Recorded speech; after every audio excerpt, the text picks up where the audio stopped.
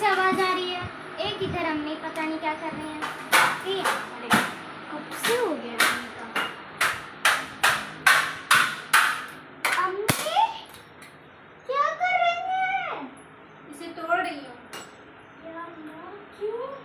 वो डॉक्टर बोला था ना तुम्हें कि फाइबर की कमी है, तो फाइबर का प्लेट था तो मैं सोची एक तोड़कर खिला दूँ, फिर बाद में दूसरा तोड़ूंगी।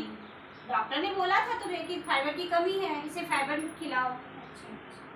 वो डॉक्टर का कहने का मतलब था कि खाने में जो फाइबर पाए जाते हैं वो खिलाए, जैसे पपाया हो गया, गेहूं हो गया, चना हो गया। ओहो, मैं सोची फाइबर तो फाइबर प्लेट ही होता है। अब मुझे पता ही नहीं था, तो तुम्हें पहले बताना चाहिए था ना। मुझे क्या पता आप क्या कर रही हैं? तुम्हारे चक्कर में मेरा एक प्लेट टूट गया। तेरी के